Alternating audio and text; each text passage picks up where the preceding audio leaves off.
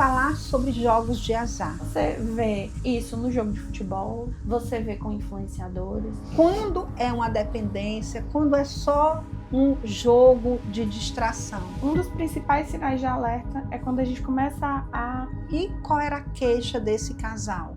O que estava motivando a vinda até a mim? Não é sobre o dinheiro. Olha, quando você vê esse vídeo, você não vai mais me encontrar vivo porque eu não consegui sair dessa condição.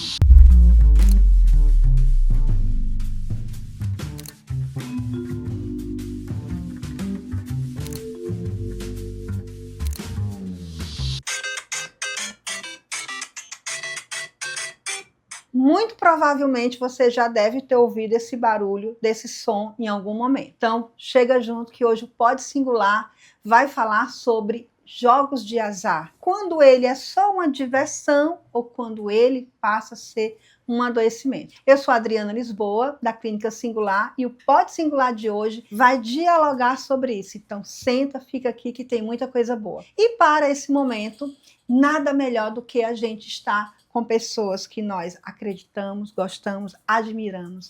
E mais uma vez eu tenho a honra de poder contar com mais uma profissional que compõe nossa clínica, né, de psicologia aqui da Clínica Singular, que é a Jéssica. Jéssica, além de ser uma pessoa que é uma amiga muito querida, é uma profissional que eu admiro, respeito demais. Fizemos faculdade juntas, então nós somos contemporâneas de faculdade, nos formamos juntas também. E a Jéssica tem um trabalho incrível. E Jéssica é uma pessoa, gente, que tem vivenciado algo que vai trazer uma contribuição muito significativa em que aspecto? Primeiro, que é falar sobre jogos de azar, falar sobre essas redes sociais, sobre tudo isso que atravessa. Ela que tem uma trajetória de longa data, apesar dessa carinha jovem, mas ela tem uma trajetória de longa data nas áreas organizacionais em que os jogos de azar também adentraram esses muros, não só na clínica, mas outras áreas. E a Jéssica vai poder dialogar conosco e contribuir com isso. Então, nada melhor do que a gente bater um papo com quem a gente gosta, admira, acredita no potencial e vai trazer uma narrativa que vai contribuir muito. E, gente, eu preciso contar uma coisinha para vocês antes de nós abrirmos a fala para a Jéssica. Estou falando tudo isso assim, emocionada e feliz, porque a Jéssica, ela atravessa a cidade, literalmente. Jéssica mora em Messejana. Para quem eu estou falando de Fortaleza, Messejana, ela fica do lado oposto daqui onde a clínica está instalada, que é na Bezerra de Menezes. Então você imagina de você de qualquer lugar da cidade, é como se você atravessasse São Paulo ou você atravessasse a ponte Rio-Niterói, para a Jéssica estar aqui todas as sextas-feiras. Então, gente, é uma honra, primeiro, enorme ter uma pessoa que poderia atender em qualquer outro lugar próximo da casa, que tem outros espaços, outras clínicas de atendimento, mas ela escolhe toda semana, semanalmente, às sextas-feiras, atravessar a cidade para estar aqui. Então, Jéssica, eu já quero reforçar o quanto eu sou muito feliz em ter você aqui, o quanto você faz uma diferença, não só na vida minha, de um modo geral, mas de todas as pessoas com quem você é tocada e atravessada. Então, é sobre isso. E vocês vão entender o que é que essa mulher tem de potência para nos entregar. Jéssica, muito obrigada mais uma vez, viu? Agora eu fiquei lisonjeada, viu, Adriana? Tu sabe que eu falo isso constantemente. É verdade, assim, mas eu não sei se eu fiquei mais lisonjeada com todos esses elogios, né, assim, de cunho profissional, como também eu acho que eu fiquei muito elogiada, assim, pelo fato de você ter dito que eu tô, assim, tem carinha de jovem, né? Mas é isso, assim, faço, sim, todo esse trajeto, como ela disse, mas eu acho que é por um bem muito maior, que é cuidar de pessoas, né? E eu acho, e eu já falei muito sobre isso, né, não só pessoalmente, em outras oportunidades, do quanto a gente precisa fazer diferença, mas a gente também precisa acreditar em quem acredita na gente, né? Em quem tem valores muito similares. Eu acho que a ideia da Clínica Singular é isso, né? Assim, são valores que compactuam com os meus, e aí, consequentemente, não tem como não fazer todo esse trajeto. Eu acho que isso, assim, é o mínimo que eu posso fazer em nome de tudo que essa clínica ela representa, não só com cuidado em relação a mim como profissional, mas também com o cuidado que ela tem com relação a todas as pessoas que chegam aqui nesse espaço. né? Bom, antes de a gente começar, acho que a Adriana já falou muito sobre mim, né? Acho que eu fiquei até assim, meu Deus, o que é que eu vou falar de mim se ela já me apresentou e falou tudo isso, né? Mas realmente, né, já tem aí alguns anos de estrada na psicologia, né? Visto que me formei aí alguns anos aí com ela. A gente, e há poucos meses viemos aí construindo essa nova trajetória, né? Mas eu já atuo há mais ou menos 10 anos, atuava Sim. na área organizacional. Agora estou na clínica, né, cuidando, e de modo geral, assim, em todos os espaços, independente da área, a gente está cuidando Sim. da saúde mental das pessoas, né? E cuidar de pessoas é isso. É a gente se entregar, né, para tudo que de alguma forma vai contribuir com o outro. E o conteúdo de hoje não tem como não ser especial, né? Não só por atravessar a parte clínica mesmo, Sim. né? O nosso trabalho dentro dos espaços, dentro da clínica, mas que vai além de tudo isso, né? A gente hoje, infelizmente, vem enfrentando muito, né? De ouvir falar em todos os espaços, locais, na área organizacional era algo que eu vivenciava constantemente. Acho que é importante a gente falar mais sobre isso, né? Para trazer e clarear mais, assim, para o público que vem a nos escutar, nos ver, né? Aqui dentro do podcast. Jéssica, falar sobre jogos de azar, falar sobre os jogos que aparecem de uma forma tão romantizada, né? Divulgada como sendo assim, os atalhos para um enriquecimento rápido. Eu quero que você nos fale como é que você percebe dentro da tua prática clínica os jogos de azar já presentes. Como é que você tem percebido? Teve um aumento nos últimos anos? Como é que isso está se apresentando? Para a gente já ir trazendo isso. E eu já queria também aproveitar e te perguntar, quando é uma dependência, quando é só um jogo de distração? Então, eu queria que a gente já entrasse por esse viés. Bom, eu acho que nos últimos anos, né, assim, os jogos de azar vêm impactando muito o público, né, o público-alvo deles. Mas no último ano, para além da clínica, né, por eu já atuar em um outro espaço, né, fazendo atendimento com pessoas que trabalham ali na área do varejo, a gente já começou a perceber o movimento. Assim, infelizmente, muitas pessoas que ou deixavam, né, seus locais de trabalho, achando que a solução dos seus problemas financeiros seriam realmente você focar nesses jogos, como também essas pessoas que se afundavam em dívidas, não conseguiam dar conta das suas demandas profissionais, né, e entravam num sofrimento psíquico significativo, né, e aí, consequentemente, isso afetava também as empresas, que é natural, né. Eu lembro que no ano passado, mais ou menos assim, por volta de finalzinho, assim, outubro, setembro, outubro, eu participei de um evento, e aí, claro que a gente escuta muito, né? Às vezes escuta um colaborador, uma pessoa nos procurar, um relato de algum conhecido, e aí a gente vai entendendo um pouco do impacto, de como esse sofrimento chega nas casas, né? Mas eu fui começando a entender também o impacto quando eu me vi dentro de um evento onde envolvia pessoas de N empresas no segmento varejista buscando solucionar, buscando encontrar alguma forma de lidar com isso, né? Assim, e aí eu fui entender a dimensão do problema, né? Assim, empresas se organizando e vendo que isso estava afetando. Não só, assim, acho que não era apenas a dinâmica de trabalho, porque eu acho que nem tudo é sobre produtividade. Sim. Mas é muito mais sobre o quanto essas pessoas que estavam ali no âmbito do trabalho estavam em sofrimento e não conseguiam dar conta das suas necessidades, né? Porque, e aí, fazendo um link, inclusive, com essa segunda pauta que você já me perguntou, em que momento a gente começa a perceber que isso deixa de ser uma diversão, só é por diversão, e passa a ser um sofrimento mesmo, né? Eu acho que é a partir do momento que a gente começa a entender que aquilo deixou de ser algo que eu escolhia, né, e passou a ser uma necessidade, né? Eu me vejo obrigado, né, a estar ou fazendo algum joguinho, tentando fazer alguma aposta, porque aquilo ali me preenche muito mais do que eu estar ali dividindo os meus momentos de felicidade com as pessoas que eu gosto, trabalhando, né, fazendo coisas para o meu lazer, porque para mim o que me consome e o que dá conta de todas as minhas necessidades é estar ali fazendo algum tipo de joguinho. Então, acho que a partir do momento que a gente começa a perceber que deixou de ser algo só por diversão e passou a ser uma necessidade, que aquilo ali me consome de uma forma que eu não consigo me doar para outros aspectos da minha vida, eu acho que é quando a situação ela já está começando a ser problemática.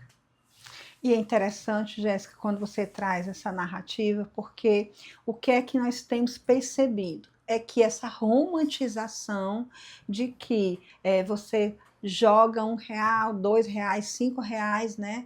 Ela vai te proporcionar um ganho, né? Então nós estamos falando não só dos jogos como o Tigrinho, mas as bets também que têm se apresentado dessa forma. É importante que a gente deixe claro aqui, você que está nos assistindo, que nós não estamos aqui criticando e nem descriminalizando esses jogos.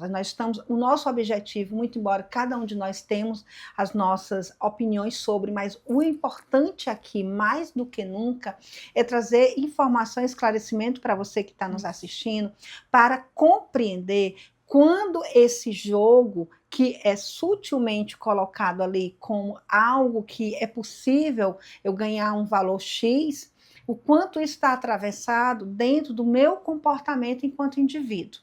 E aí é interessante, Jéssica, quero te ouvir, quando você percebe quando a pessoa ela já está tendo um comportamento que seria um comportamento disfuncional, um comportamento comprometedor diante desses jogos. Me sinaliza, assim, características, né? Você que está nos vendo, você que é um pai, uma mãe, ou você que é um adulto, um adolescente, público de modo geral.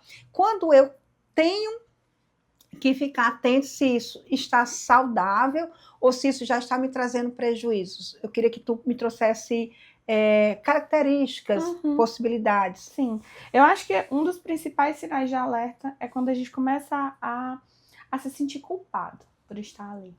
Acho que a culpa, ela permeia muito essa questão.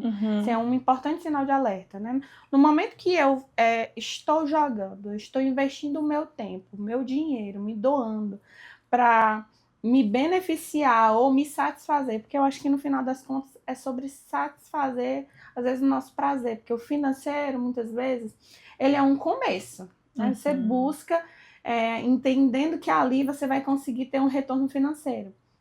Mas no final das contas é muito mais sobre uma compensação. Às vezes, para você dar conta de algum sofrimento que você tem no seu dia a dia. Sim. Né? E aí eu acho que um dos principais sinais de alerta é esse sentimento de culpa. Né? Quando você percebe que a sua renda financeira ela está toda distribuída para dar conta dessa necessidade.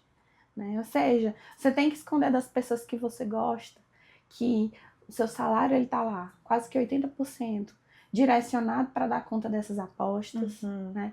E aí, claro, isso consequentemente vai te afetando em vários outros âmbitos. Então você acaba se isolando, é muito natural, né? Porque para dar conta disso, para eu conseguir poder dar toda a atenção para fazer um jogo, para apostar, enfim, eu tenho que ter tempo para isso. E aí eu deixo de ter os meus momentos de lazer, eu deixo de me entregar para o trabalho, eu às vezes justifico uma falta exatamente para poder ter mais tempo para me doar para o jogo. Então, quando você começa a perceber que todos os outros âmbitos da sua vida, como as suas relações pessoais, né, a sua dedicação ao trabalho, né, tudo isso de alguma forma deixou de existir, você acabou se isolando para dar conta dessas necessidades. Acho que você falou uma coisa, me lembrou muito de uma experiência que eu tive pessoal mesmo, né, sobre o quanto a gente agora vê que estão em todos os espaços, né? As pessoas estão influenciando, sendo cada vez mais influenciadas, porque no dia a dia você vê isso no jogo de futebol, você vê com influenciadores, deixou de ser algo que você tinha que se dirigir até. Né? Antigamente os jogos, para você jogar, você tinha que ir a um cassino ou um bingo. Só que hoje está tudo na palma da sua mão. Você mexe no celular e aí você acaba tendo acesso a tudo isso. É tudo muito rápido, tudo muito breve. E é esse incentivo que é quase que constante. Você investe às vezes R$1, R$2, você recebe algo em troca. Aquilo vai te dando essa sensação de prazer e esse desejo de estar cada vez mais investindo do seu tempo em prol de um retorno que é momentâneo. E que no final das contas é um abismo sem fim, né? Esses dias eu, passeando ali pela sala da minha casa, vi o meu esposo assistindo jogo de futebol, né? E aí ele estava assistindo um jogo de futebol em um canal que é super conhecido, né? Tem toda a credibilidade, assim, diante dos telespectadores. E aí vem um anúncio gigantesco das bets, né, Adriana? Sim. Gigantesco. E aí eu fico pensando, quem está do outro lado? Sim. Que já busca essa satisfação. Olha ali, uma divulgação em um canal que é super conhecido. Vai entender o quê? Né? Eu acho que vai entender que não, tá tudo bem.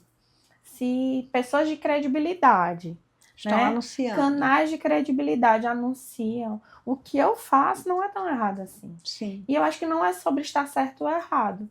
É entender o impacto que isso chega no outro. Né? Assim, como é que está chegando? Sim. Como está afetando a vida das pessoas, né? E o emocional delas. Sim.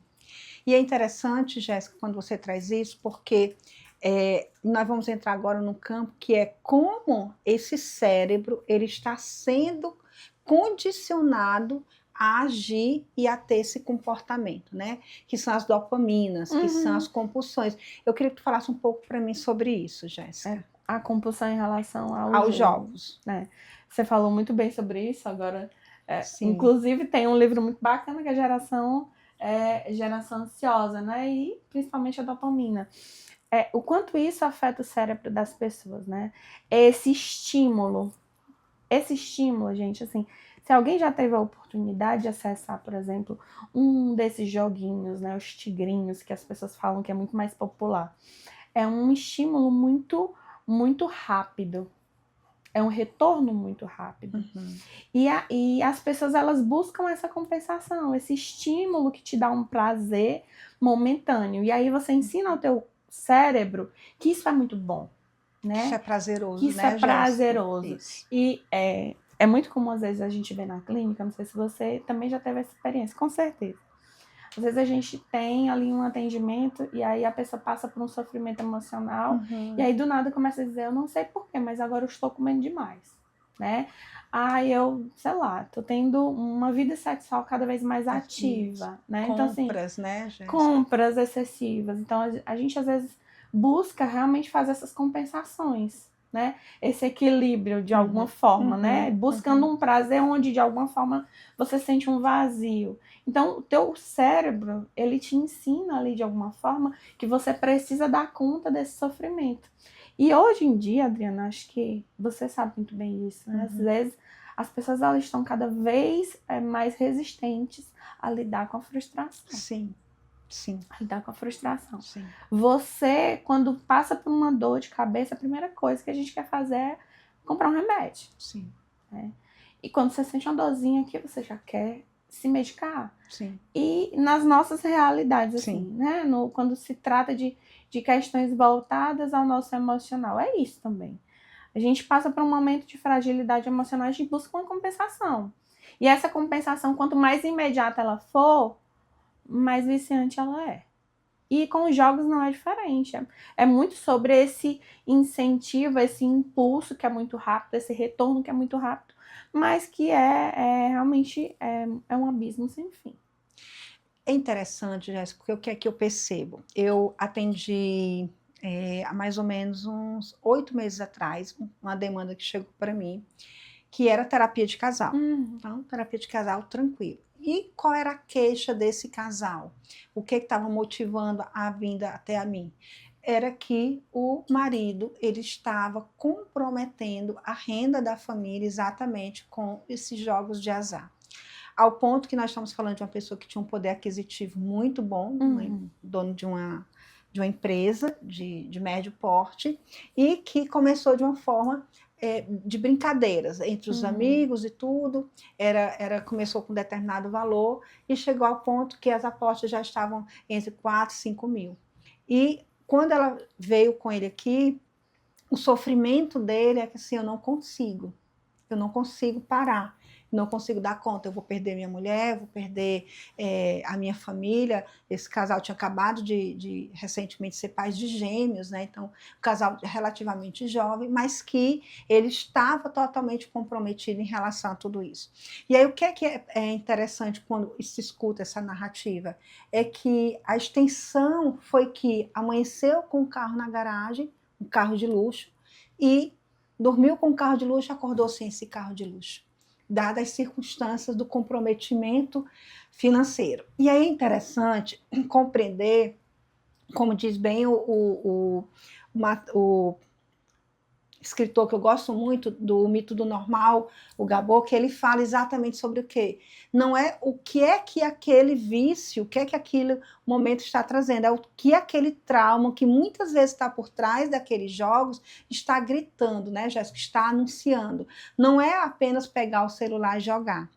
É o que é que aquele jogo gera no meu cérebro, a dopamina que ele ativa dentro do meu cérebro, para que o jogo ele seja um estímulo para eu dar conta, muitas vezes, daquilo que está anunciado, mas eu não quero enxergar. E aí, por que nós estamos falando isso, gente? Porque é necessário que haja realmente uma legislação que possa cuidar dessa demanda. Mas, para além dessa legislação, o que é que está por trás quando eu pego o meu celular e eu comprometo, de repente, um benefício de um Bolsa Família, como nós temos relatos na internet? Quando eu comprometo ali a questão do salário financeiro, no pagamento das contas do mês. É a falsa ideia que também é vendido, como você bem colocou, Jéssica, por essas pessoas que desfrutam de imagens, né, de um nome na mídia, que diz assim, se fulano pode, se fulano, vou assim, me mimar, né?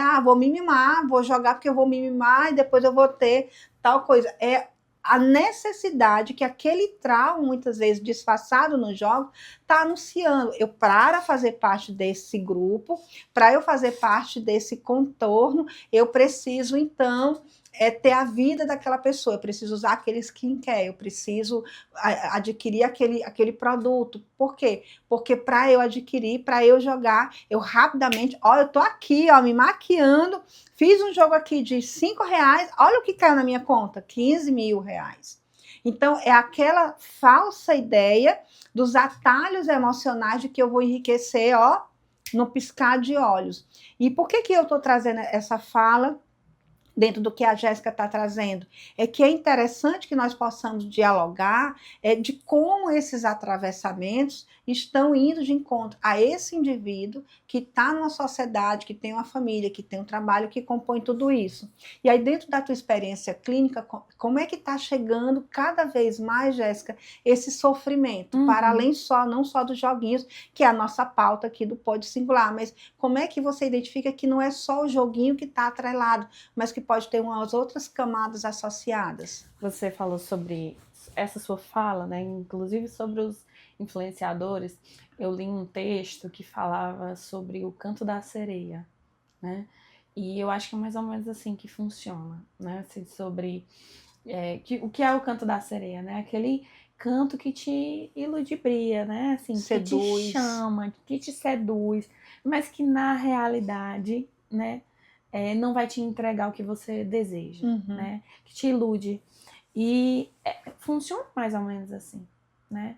Porque quando você vê outras pessoas, né, que dizem, olha aqui, o que eu fiz com R$20? Eu consegui 800. É algo muito fácil, né? Mas esse estímulo vai te cegando de uma certa forma. E eu acho que faz muito sentido quando você diz, o que está por trás disso? Eu sempre digo que, assim, a gente não pode olhar só para uma parcela, né? Assim, até pela própria abordagem que eu sigo, que é a gestalterapia, eu acho que a gente tem que olhar esse todo, né? Nunca é só sobre, eu me viciei em joguinhos, né? O que está por trás dessa busca? E às vezes é também uma busca por uma autoafirmação, por uma validação. Às vezes eu não me valido ou não me sinto validado dentro dos meus espaços, né, dos âmbitos da minha vida. E aí eu me sinto ali naquele espaço onde eu jogo e eu acerto e eu consigo um retorno, eu consigo uma validação, aquele sentimento de confiança que às vezes eu não consigo me preencher no dia a dia. Sim. Né? Dentre outras várias questões, assim, existem muitos grupos que são muito mais influenciados a estarem nesses espaços. Sim. Que nos Bem violam colocado, emocionalmente. Né? Então, para além, por exemplo, de adolescentes, que a gente sabe, assim, a geração que, por mais que a nova geração, que por mais que cuide muito da saúde mental, mas que busca esse prazer o tempo todo, né? E acaba não lidando tão bem com essa frustração. Mas você falou sobre essa questão, pessoas que estão, que passam por algum transtorno de ansiedade, depressão, ou mesmo que passaram por algum trauma, às vezes encontram ali naquele espaço uma forma de validar, né? Reforçarem, às vezes, essa questão da confiança que você não consegue se validar em outros espaços. Só que aí também vem a queda, né? Como todo e qualquer vício, né? Onde você deu esse exemplo, mas isso chega na clínica também. Chega nem sempre com a própria pessoa, mas com... Eu escutei um dia de um colega que esse colega disse uma coisa que eu acho que é muito bacana. Você vai para terapia, nas primeiras sessões você leva toda a família com você, né? E aí, nas sessões que seguem, aí quando você vai começando a entender o seu lugar dentro do processo, você começa a se levar para a terapia. Sim.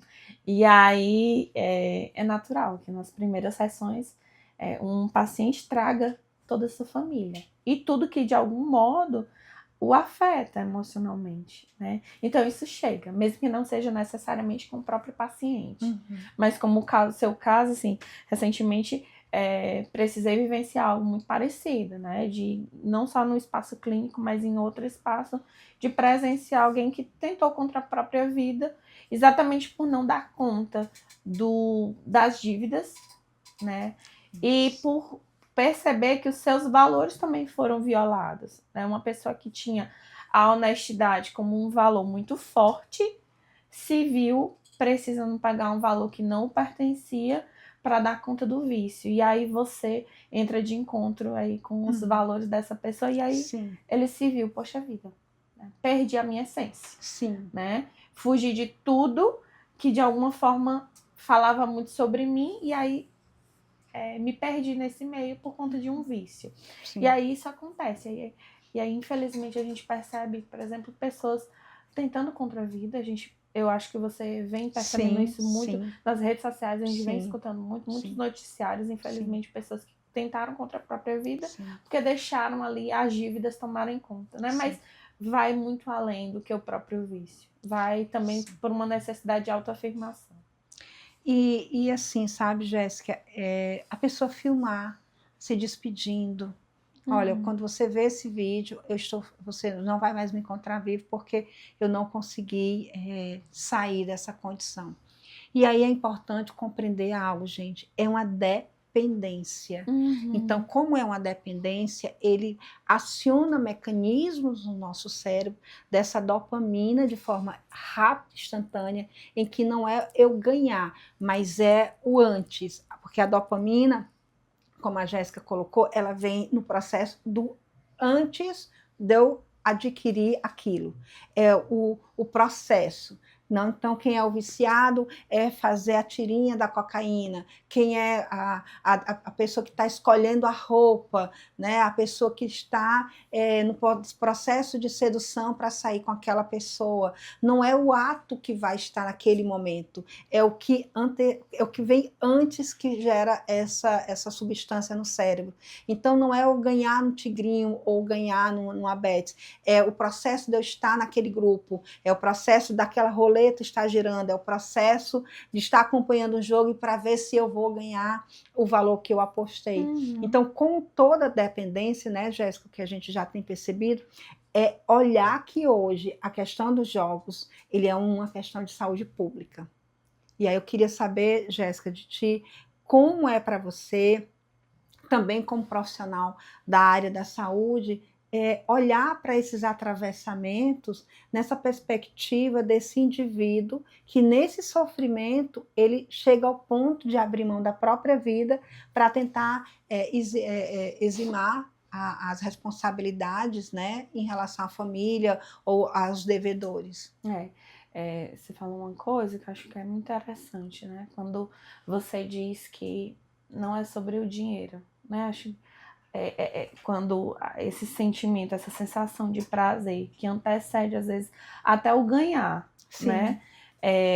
Isso é muito verdade. A gente fala muito sobre a consequência, que é a dívida, Sim. né? Que realmente é uma consequência Sim. muito significativa, porque saúde mental é sobre isso. A gente está Sim. bem também em vários outros aspectos, né? Assim, saúde é sobre isso. Você está bem em vários aspectos, como, né, ambiente social, como bem fisicamente, psicologicamente, mas o financeiro ele também nos impacta, nos atravessa. Mas essa busca incessante pelo prazer, né? E assim, no âmbito coletivo, e infelizmente a gente percebe isso agora, não só no espaço clínico, mas em todos os locais, a gente está vendo também muito esse movimento por parte, assim, mesmo que seja um movimento muito desregulado, por parte do governo também, Sim. de tentar encontrar uma forma de solucionar Sim. essas demandas, mas quando se fala sobre a questão não só da ideação mesmo, suicida, é quando o sofrimento você não dá mais conta, né? E a gente tem que deixar de lado, às vezes, esse julgamento, né? Porque eu acho que a sociedade julga muito ainda, Sim. apesar de as campanhas de conscientização estarem Sim. cada vez mais fortes todo ano, Sim. mas a sociedade ainda julga muito, né? Uhum. Eu dei o exemplo, inclusive, sobre uma vivência que eu tive de uma pessoa que tentou contra a própria vida. E às vezes a gente percebe até as pessoas que gostam dessa pessoa, né, ali no envolto, questionando, poxa vida, o jogo fez isso, né? O jogo, você minimiza às vezes a dor do outro, né? Uhum. E olhando para esse todo, quem está inserido nesse problema, nessa dependência, muitas vezes, além de estar inserido nesse problema, se sente invalidado. Porque é muito fácil, né? Você olhar para o outro, ver o problema e achar que é muito fácil encontrar uma solução. Uhum. Mas para quem está dentro desse problema, nunca é fácil. Não é tão simples. Uhum. Não é só parar. Uhum. É algo que vai muito além do desejo, né? E aí é claro que, às vezes, quando você não dá conta disso tudo, você quer arranjar uma forma de sanar todos os problemas. Uhum. E às vezes o sanar para o outro é deixar de estar aqui no nosso plano. É interessante, Jéssica, quando você faz isso, traz essa fala, porque ainda há pouco, gravando o episódio que vai antes desse, gente, o colega Marconi, depois vocês vão ver essa minha fala, trazida por ele, né, e eu vou trazer essa fala dele, né, pedindo licença, mas buscando a compreensão do que a Jéssica trouxe agora, é que ele deu o exemplo da seguinte maneira, eu achei muito bárbaro. Ele disse assim, você gosta de café assim como eu, Jéssica, eu sei que você também gosta de um bom cappuccino. Sim. E aí eu te convido para a gente fazer um café. Eu disse assim, Jéssica, vamos ali, aqui a gente vai fazer um café. Aí eu vou preparar um café delicioso. E aí a gente tem aqui a nossa cafeteira, eu vou, pego a cápsula, coloco lá, preparo o nosso café. Só que quando você vai tomar essa mulher, esse café não tá bom, não, tá com cheiro, tá com gosto de ruim, eu acho que tá com gosto de barata. Esse mulher, mas não pode. A cápsula que eu comprei de tal empresa não pode. Aí eu, não, depois vamos fazer outro café. E lavo a xícara, faço um outro café, faço um outro cappuccino. Assim, não, Adriana, ainda tá do mesmo jeito. Esse mulher, mas não pode. Só que aí o que é que acontece? A gente tenta de tudo. A gente troca a xícara, a gente faz com todos os sabores, a gente coloca uma água diferente. Mas aí o que é que acontece? Permanece o mesmo sabor. Porque, na verdade, o que filtra para fazer aquele café é a nossa cafeteira. E o filtro, ele está o quê? Sujo. ele tá danificado. O filtrar vai sair um filtro que ruim. E aí ele falando, eu acho que colabora muito com o que você trouxe. Não adianta dizer para essa pessoa que ela precisa parar de jogar. Não adianta dizer para essa pessoa que ela tem que ir para a igreja rezar. Não adianta dizer para essa pessoa que ela tem que se exercitar. Porque a raiz do problema, ela permanece porque foi uma condição que levou a ela a tudo aquilo. Não que a fé, não que fazer uma prática de exercício não vá contribuir, mas ela vai permanecer se a gente não olhar para aquela espinha dorsal, para a gente olhar para aquele aspecto que está por trás. O que está por trás daquela pessoa que está acessando o jogo? Eu acho que antes da gente olhar, né, Jéssica, por que, como você colocou, mas o jogo levou a pessoa a isso, a gente olhar o que veio antes. O que motivou aquela pessoa a pegar o celular, baixar esse aplicativo e começar a jogar? O que motivou? Eu acho que a gente precisa olhar essas motivações. As motivações seria o quê? Esse filtro. E você falando sobre isso, me veio uma fala de um professor. Ele sempre questiona, assim, qual é a queixa principal? Tá, mas agora qual é a demanda? Porque, assim, a queixa principal, às vezes o outro chega dizendo, são os vícios, né? Assim, eu estou viciada em jogos de azar, isso me vem me consumindo, enfim. Mas o que está por trás? Qual é a demanda, efetivamente, que fez com que você, por exemplo, tentasse se ligar a isso? E aí é onde está a problemática que você acabou de falar. E às vezes é muito por uma... Eu dei um exemplo que é muito válido sobre a necessidade de autoafirmação. Né? Às vezes algum trauma que você passou na sua infância ou que você foi se reconstruindo, mas que de alguma forma ainda assim, ainda existe ali, às vezes, algum resquício que você precisa, às vezes, buscar um lugar para se encontrar, para se reafirmar, para se validar. Então, existem muitas coisas que podem estar por trás de um comportamento compulsivo, né? Sim. E o bom de tudo isso é que há como nós ajudarmos, a como essa pessoa poder pensar a sua vida, pensar a sua narrativa de outras maneiras. Sim. E eu queria que você me trouxesse, Jéssica, diante da tua experiência clínica, quais são os caminhos, como é o teu manejo clínico, como é que você caminha com esse teu cliente, com esse teu consulente, com esse teu paciente diante desses momentos? Não tem como não dizer que a psicoterapia é um bem necessário nesse momento, né? Assim, e dentro do meu manejo, a gente vai ter que olhar para esse todo, né?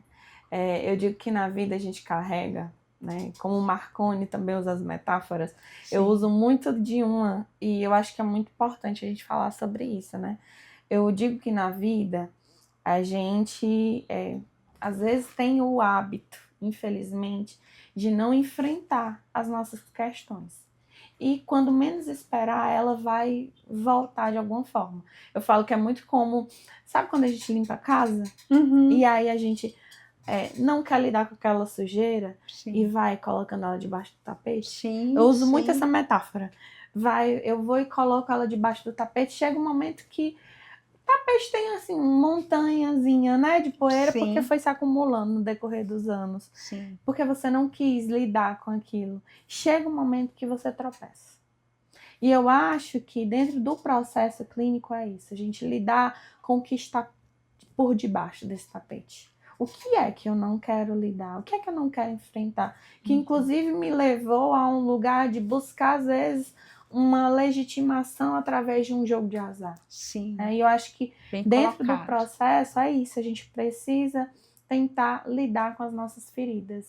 Com essas cicatrizes que elas, né, nos marcaram, foram importantes. Até hoje falam sobre a gente, porque as nossas cicatrizes falam sobre quem nós somos. Sim, sim, né? sim. Mas volta e meia a gente precisa olhar para ela, a entender como foi que ela chegou, como foi que eu consegui, né, chegar até aqui mesmo com essa cicatriz e não fechar os olhos para o que a gente tem, para tudo que a gente enfrentou na vida, né, que é isso que muito acontece, né, que faz com que a gente às vezes caminhe, infelizmente, por caminhos tortuosos como o dos jogos de azar. né? E dentro do processo é sobre isso. Perfeito. Vocês entendem, gente, porque é tão bom quando nós estamos diante de um profissional que ele olha para você não somente para o sintoma. Porque olhar para o sintoma do joguinho de azar, da pessoa que perdeu um carro, amanheceu com o carro na garagem e dormiu sem o carro na garagem, não é só sobre o carro. A gente está diante de uma pessoa que pode nos olhar e nos enxergar dentro de um todo. Então, eu costumo dizer, e vou reforçar o que eu disse anteriormente, na outra gravação do Pode Singular, é você poder ter um profissional que ele vai te olhar. Nem toda ajuda é ajuda. Então, quando a gente está diante de uma profissional como a Jéssica, que ela vai olhar para você, que vai olhar para aquilo que está sendo dito, primeiro, quem está ali é o indivíduo, não é o sintoma. O sintoma, né, Jéssica, ele é uma consequência daquilo que o indivíduo está trazendo. Mas em uma sociedade em que a gente anda me ajuda?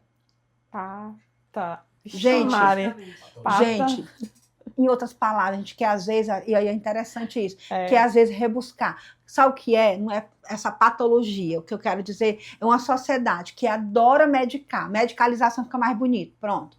Que vivemos uma sociedade da medicalização, de que eu preciso estar medicando todos os sintomas. O sintoma da frustração, é o sintoma da ansiedade, é o sintoma, não que a gente seja contra a medicalização, muito pelo contrário. Mas até que ponto eu tenho que estar medicalizando aquilo que no espaço terapêutico ele pode ser aliviado? Tem um livro do Enio, sim, que fala sobre conversar com ansiedade, né? Se não tá aí, tá ali. Não, tá Dialogando ali. com ansiedade. Dialogando com ansiedade, muito bom. E ele traz um contexto que eu uso em muitas intervenções, né? Sim. Às vezes a gente quer o tempo todo controlar. Sim. Controlar. A ansiedade hoje se vê muito, né? A Sim. gente escuta muito hoje em dia. Muito obrigada, ele mesmo. Isso, Enio Brito. Esse livro é ótimo. E ele fala exatamente sobre essa nossa necessidade de estar controlando o sintoma. Controlar o sintoma o tempo todo, né? A história da medicalização. Que, claro, nós não somos contra, mas muito que a gente precisa conversar sobre. Isso. O quanto o tempo todo a gente busca isso. E não é sobre controlar a ansiedade, por exemplo, mas como várias outras circunstâncias da nossa vida. É sobre a gente, às vezes, conversar com ela. Sim. Entender qual é o sentido daquilo para a nossa vida. Sim. Porque muitas vezes essa ansiedade ela é uma forma também de a gente se regular. Sim. Né? Comunicar o que está acontecendo. Isso, né? Então a gente precisa dialogar com as nossas questões. Entender qual é o sentido. Né? Qual é o sentido para mim desse vício? Por que me toca essa necessidade? Por que eu tenho essa necessidade de sempre me satisfazer? Por que eu preciso encontrar um abrigo, né, nesse lugar? Então, acho que é sobre isso, né? E você falou uma coisa que é muito importante dentro do processo, né? A gente tem que, às vezes, claro, o diagnóstico ele é necessário, a gente precisa ter esse olhar. É a nossa bússola, né? É a nossa bússola, mas para além dos diagnósticos, tem a pessoa. Tem a pessoa. E a pessoa, acho que é o que fala sobre, né? O que fala mais? Não é sobre o diagnóstico. Esses dias, dentro de um processo, eu falei assim, você percebeu que o que a gente menos conversa é sobre o seu TDAH? Né? Porque a pessoa não é sobre o diagnóstico. É ela, né? E eu acho que são as histórias de vida, são as experiências, quais são os significados que ela tem na vida. Então, eu acho que é sobre isso que a gente tem que tratar. E em uma sociedade, né, Jéssica, que eu percebo tanto, que o ouvir, que olhar para aquela pessoa nos olhos e dizer assim, vamos lá, o que está te motivando? Como é que você está? Em uma sociedade que nós abrimos aqui com aquele barulhozinho dos jogos, né? Aquele barulho que eu tenho que estar, aquele contexto em que eu não me escuto, que eu não paro para olhar, de uma sociedade que cada vez pede performance, entregas, e que eu tenho que estar com shape, que eu tenho que estar daquela forma, que eu tenho que estar atento a tudo, a notificação constante. ter alguém que olhe para você, que diga assim, vamos perceber isso juntos, alguém que seja travessia nesse processo, faz toda a diferença. Então, cada vez mais o que eu tenho observado é que não só os jogos, hoje é o nosso tema, e a gente até pede licença a você que está nos assistindo, porque nós falarmos de jogos é falarmos desse indivíduo em várias outras camadas, em outras esferas, e aí pedindo licença poética, usando as nossas metáforas, como a gente trouxe. Pegue você aí na sua casa agora, pega uma cebola. Pegou? Perfeito. Pega agora essa cebola e parte essa cebola no meio. O que é que você vai ver? Várias camadas. Então, olhar para os jogos de azar, para as compulsões, para os jogos de um modo geral, né, Jéssica? É olhar para as camadas. Quando a gente termina de partir essa cebola, no final a gente tem o quê? O miolo. Então, aquele indivíduo que está fazendo qualquer tipo de comportamento que traz sofrimento, e hoje nós estamos falando dos jogos, antes de nós chegarmos ao jogo, que é de repente a primeira queixa, como bem colocou a Jéssica, é olharmos cada camada, cada rodelazinha, cada anel dessa cebola. Porque ali é todos os atravessamentos. E qual é o lugar da terapia, do psiquiatra, que muitas vezes nós vamos precisar sim para nos ajudar. E eu já quero dar aqui um abraço, que aqui na clínica nós temos o Dr. Tiago, que brilhantemente, ele faz um trabalho incrível, ele escuta, ele não só receita, viu, minha gente? É uma sessão de 1 hora, ele vai te ouvir. E além dele ser psiquiatra, ele ainda é formado em farmacologia, então é um combo, e eu sou muito grata também por ele estar aqui na nossa clínica. E conversando com o psiquiatra, nós vamos entendendo. A medicação, ela precisa muitas vezes entrar, porque esse cérebro, né, Jéssica, às vezes está muito comprometido. Sim. E eu preciso dessa medicação que eu costumo dizer, para decantar, para esse paciente poder ser acessado com essa fala da Jéssica, com essa narrativa da Jéssica, de se encontrar-se novamente, de voltar-se para si.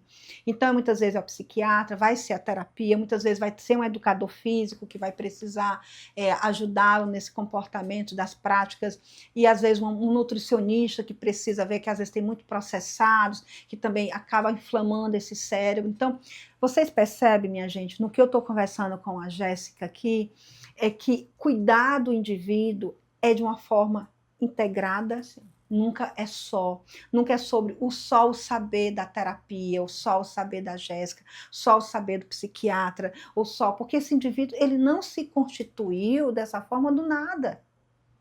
Olha a nossa cebola, né, Jéssica? Uhum. Como é que tá chegando isso para você aí, Jéssica? Não, faz muito sentido. Falou sobre integralidade, acho que faz todo sentido para mim, né? E eu acho que é importante a gente reforçar que esse todo ele precisa ser visto, né? E a gente, você falou uma coisa, Adriano, que eu acho que é uma realidade. Às vezes a gente tá dentro de relações tão rasas hoje em dia, né? As redes sociais são isso. Né? A gente vê as coisas sempre muito maravilhoso. Os 90 segundos. Né? Mas quando a gente vai entender por trás, né? Tem um problema gigantesco nessa família, nessa pessoa, enfim, que não é externada e tá tudo bem, né? Mas a problemática é quando a gente acredita que a vida é só aquilo, né? Só aquelas mil maravilhas, né? Uhum. E a gente não consegue olhar para esse tudo. Então a gente entra às vezes numa relação que também é isso, que não se aprofunda, né, que é muito rasa, e aí olhar para esse todo se faz necessário. Certo. Gente, eu acredito que o objetivo hoje desse nosso bate-papo não foi criticar por criticar, não foi o objetivo de trazer comportamentos ou falas que pudessem distorcer do que a gente traz. Eu acho que o nosso lugar, eu tenho certeza, Jéssica, que o nosso lugar hoje aqui nessa fala foi de acolhimento. Foi olhar para essa pessoa que está em sofrimento, que está perdendo a família, que perdeu o emprego, que tem várias perdas sociais, morais, valores, e dizer assim, olha, é possível olhar para tudo isso. Você não chegou nesse lugar do nada, né, Jéssica?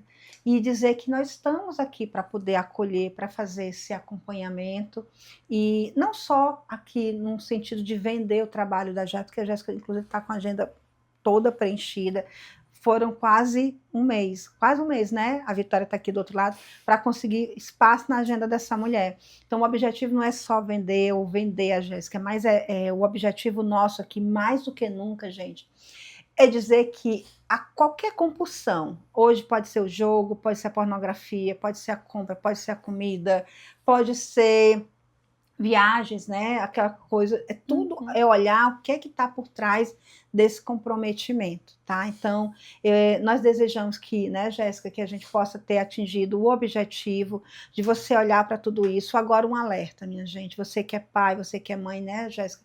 Você que é cuidador, o que é que eu estou alimentando no meu dia quando eu acesso as minhas redes sociais? Você que tem crianças, adolescentes, como é que tá, né, Jéssica? É um outro pódio singular que a gente vai trabalhar sobre isso. Mas como é que eu também estou me alimentando? O que é que tá me nutrindo quando eu estou olhando para isso? Eu queria, Jéssica, agradecer imensamente mais uma vez. Queria que você fizesse suas considerações finais, né? Me dissesse como é que chega para você, como é que foi esse momento, e encerrar com a tua fala poética, com esse olhar cuidadoso, esse olhar de quem olha para o indivíduo muito mais do que o sintoma e a doença. Agora ela me deixou com um desafio, né? Falou de fala poética. Bom, gente, eu já comecei falando, né, que eu me sinto lisonjeada pelo convite, pelos elogios, mas assim, para além do elogio, para além de tudo que significou estar aqui, eu acho que eu estou e sou muito feliz, né, por poder tocar, acho que tocar outras pessoas. Por mais que a gente deixe uma semente, uma pessoa, acho que isso já é muita coisa. Então, assim, o conteúdo ele é muito denso, né? Sim. Eu sei que dentro de um encontro como esse, do podcast, a gente não vai falar sobre toda a profundeza que é, mas acho que de alguma forma tocar em alguém, né? Fazer com que esse conteúdo chegue, de alguma forma incomode, porque eu acho que é o processo, assim, é o que faz sentido também, o processo de psicoterapia. Sim. É incomodar, né? Não é só fazer o bem, claro que isso é uma consequência, mas se de alguma forma te incomodou, te tocou, mesmo que não seja com relação ao próprio vício, mas que seja em relação a alguma compulsão, ou em como você está se relacionando com outras pessoas, a gente já fez muita coisa. Então, muito obrigada pelo convite, Adriana, por todos que estão aqui no suporte, né? Espero ter contribuído, ter deixado também alguma semente para outras pessoas. Então, muito obrigada. Eu que agradeço. Gente, e eu quero fazer um pedido a vocês. Curte, compartilha, se inscreve, porque, lamentavelmente, a gente está falando de um algoritmo, não tem como ser diferente. Então, para que vocês possam depois compartilhar esse vídeo, se fez sentido, se tocou você, se você tem alguém próximo de você que está vivenciando esse momento, o nosso lugar hoje com esse Pode Singular não foi criticar, não foi julgar, não foi apontar, né, Jéssica? Foi dizer assim, olha, tá difícil, tá desafiador, tá destruindo, estou perdendo. E dizer assim, isso que você está vivendo tem como nós olharmos, te apresentar novas narrativas, te apresentar novos caminhos. Existe a neuroplasticidade, gente, que não dava para a gente se aprofundar tanto porque o tempo é limitado, mas a gente tem como trabalhar esse funcionamento desse cérebro,